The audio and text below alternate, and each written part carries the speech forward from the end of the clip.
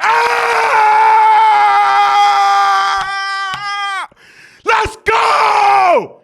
Yeah! All right. This is episode, I don't even know what episode this is. I'm just so fucking happy. So fucking happy to be finally doing this again, man. Before I get into the episode, my name is Michael DeLu, and I'm gonna kick some real shit to y'all real quick. I feel like in life, it is truly important to have I'm not saying a large group, just several individuals, whether they're family or friends, that truly care about your best interest and your well-being. All right, I'm gonna name a couple people that I just truly feel like will never steer me wrong and always have my best interest at heart. Dominique, Ari, Joseph, and my immediate family. Okay, like I feel like in life you generally have to have people who give a fuck about your best interest in life, and I feel like those individuals for sure know exactly who I am, what I go through every single day, and know some of the struggles and the demons that I fight, and a lot of the shit that I have to overcome just to live the life, just to be the person I want to be. And with that being said, I just from the bottom of my heart, I just want to thank all those individuals that I just named, because I'm not gonna lie and pretend like things have been perfect in my life. There's so many regrets. I don't want to say regrets, but there's so many different things that I could have done differently over the past 3-4 months of my life that would have lent to more success through my podcast, through my business, through all the different things that I'm doing in my life. But nevertheless, it is what it is. It's every day I wake up, I just hope and pray. Every day I wake up and I'm blessed to see another day, I just pray that I am productive and positive. Those are the two things I pray for every single day: to be productive and to have a positive day, positive impact on the world, and positive outlook. With that being said, let's go! Hell yeah! Today is Wednesday, April 7th, 2022, and let's get into it, all right? I'm just so fucking excited to be doing this shit again. Oh my God, I'm never gonna let this much time go by without recording a podcast, okay? With that being said, my name is Michael DeLu, and I'm gonna speak directly to I feel like this is the only story to talk about today. Not the only, but clearly the most important.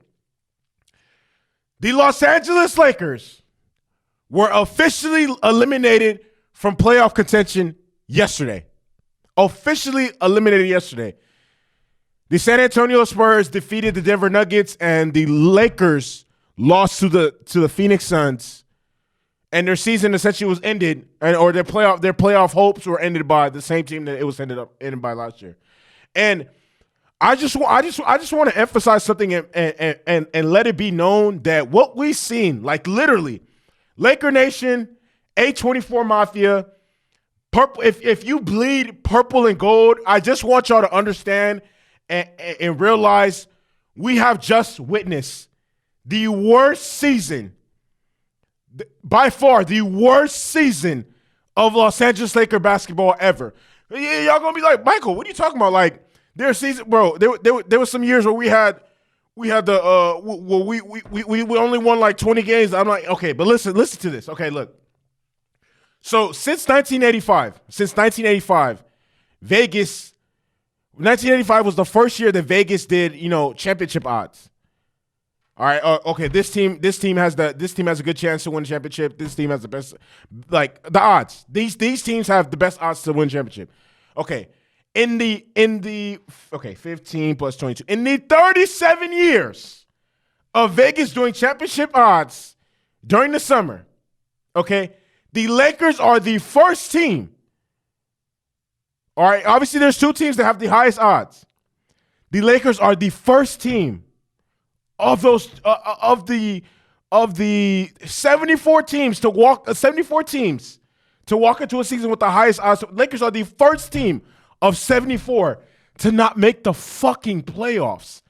Not to not win the championship, because of course, just because you're favored to win a championship doesn't mean you're gonna win it.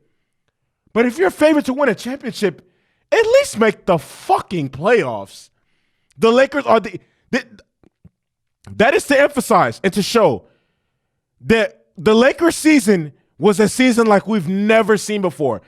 The seasons where, the Lakers are, we knew they were going to suck.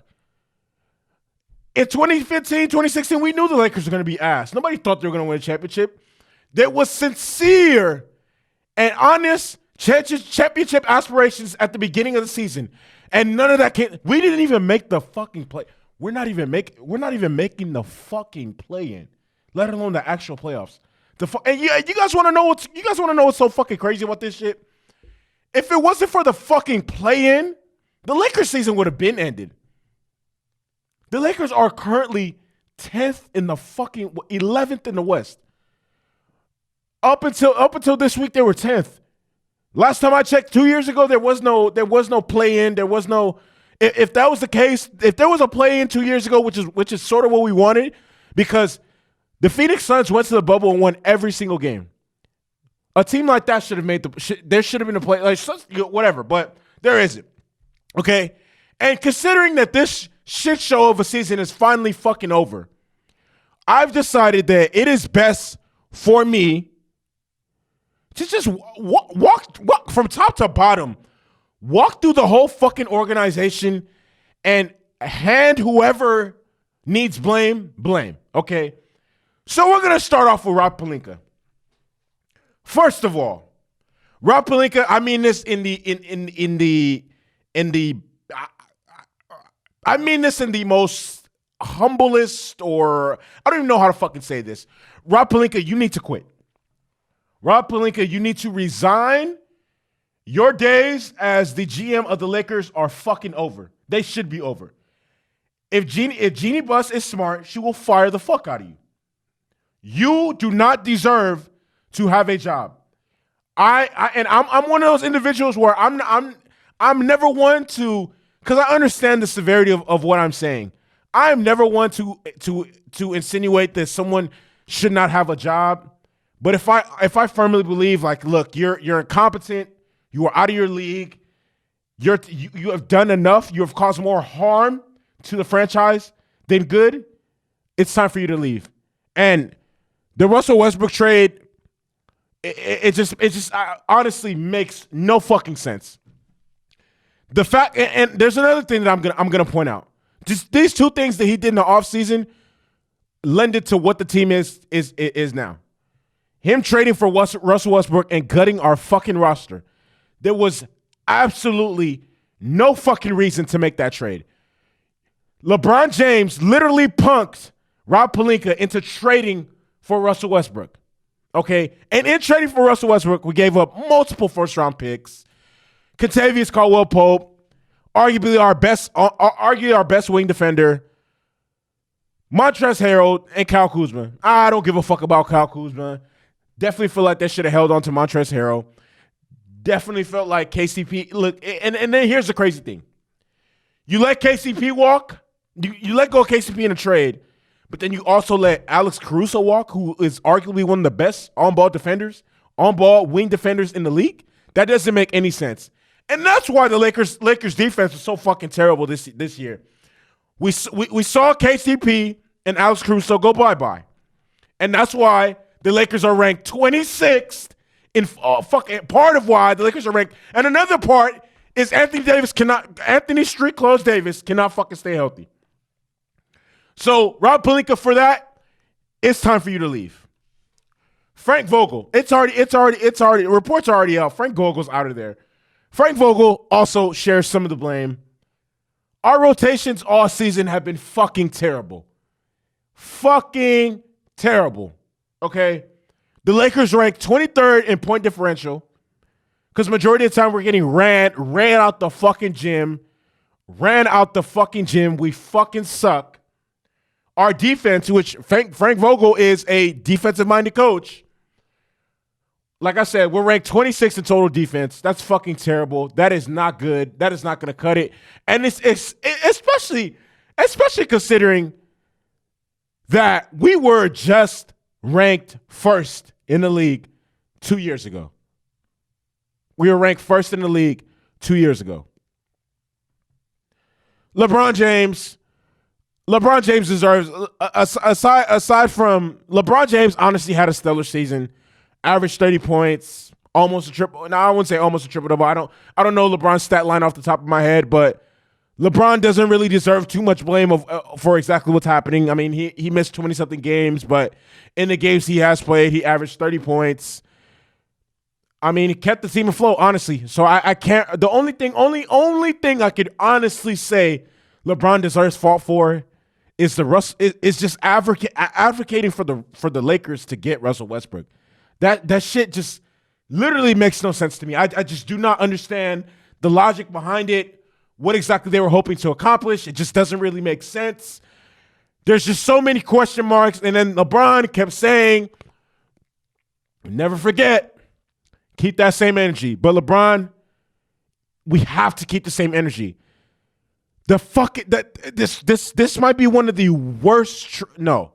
Let me calm down. Let me slow down, because the Brooklyn Nets did trade for Paul Pierce and KG. That's still, it's probably the worst trade I've ever seen in the history of the NBA. So LeBron only deserves the blame for advocating for Russell Westbrook to be traded to the Lakers when there was an opportunity to sign DeMar DeRozan. I can't really say too much about Bron. I mean, Bron carried the team. The next person I'm about to say, oh my God. I don't think in NBA history we've ever seen a situation or a case where someone wins a championship and damn near almost wins Finals MVP at the age of 26 and then proceeds to get progressively worse and worse and then looks like a shell of himself for the next 2 seasons. But, ladies and gentlemen, Laker Nation, that happens to be the case for Anthony Davis. Anthony Davis won a championship at 26, and if he would have won Finals MVP, wouldn't have been much of an argument as to why, what the fuck? No. Anthony Davis won a championship at 26, and at 27 and 28 looked like a shell of his fucking self. This shit makes absolutely no sense. Anthony Davis should be in the prime of his career, and he's playing like I don't even know what to say. I do not want to genuinely disrespect him and say something crazy, but this shit makes no fucking sense. Like me and the homies, me and my niggas have played more basketball than Anthony Davis in the past month. I don't even hoop. I don't even hoop for real. And I played more basketball than Anthony Davis. I don't even hoop for. Alone to Dami CB by. I swear on my life, I played more basketball than Anthony Davis in the past month. I swear on my life, I've played more basketball. Anthony Davis is not upholding his end of the bargain. We acquired Anthony Davis to one day to leave stress from Bron. As Bron ages, Bron can go from Batman to Robin, and as Anthony Davis gets older, and towards the end, late years of his 20s into his prime, he's supposed to be the nigga, the main man. Anthony Davis should be Anthony Davis at this point in his career, based on what we traded him for, should be a consensus All-NBA top 5 player every single fucking year. And that's what he's capable of doing. But that is not what we have gotten. Missed 33 games last season. Missed 39 games this season. This is not how this shit was supposed to go. When we traded for him, this is not what we signed up for.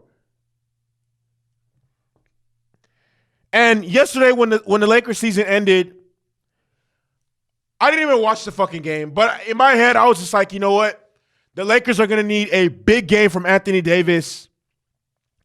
A Giannis type performance. Something like 40 and fucking 18 rebounds. But fuck no. Hell no. No. Anthony Davis is not that guy. You're not that guy, pal. He's not him anymore. He's not. He's not him anymore. Okay, the Lakers as a team, Okay. I just did this early, probably 10 minutes before I did the podcast. I went through the Lakers schedule and picked out some of the worst losses of the season. So these are all the losses that the Lakers have to teams that are not going to be in the playoffs. Lottery teams. The Lakers lost to OKC twice. The Oklahoma City Thunder might be the worst team in the NBA. The Lakers lost to Portland twice. Portland is literally one of the worst teams in the NBA. I don't even remember the last time Damon's played. The New Orleans Pelicans, fucking terrible. Lost to them twice. The Sacramento Kings. The Lakers have lost 2 games to each of the worst teams in the Western Conference. Sacramento Kings lost to them twice. Indiana Pacers lost. Indiana's fucking terrible. The Houston Rockets were just picking number 2 overall in the past draft. They lost to them. The Washington Wizards not making the play. The Lakers lost to them. The New York Knicks not making the playoffs. The Lakers lost. That is 12 losses. 12 losses to 8 of the worst teams in the NBA. And the craziest thing about all this shit, is the Lakers call these games, playoff games, must-win games. In the last 7 games the Lakers played, they have won not 3, not 2, not 1, 0 fucking games. In must-win games, the Lakers have won 0 fucking games. 0. And the worst part about all this shit is the Lakers are now a lottery team without a lottery pick. Clap it up, Laker Nation. Our 2021-2022 Los Angeles fucking Lakers. Absolutely fucking despicable. Trash, nonsense, garbage, basura, shit, dookie, ass cheeks. Terrible.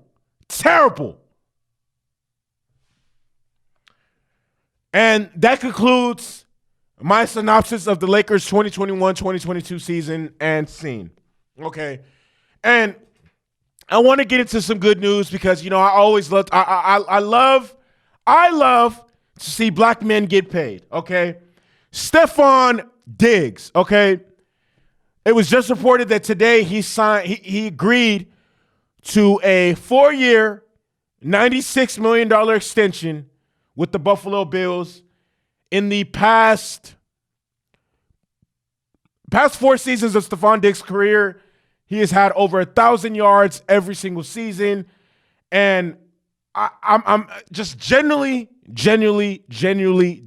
happy for him.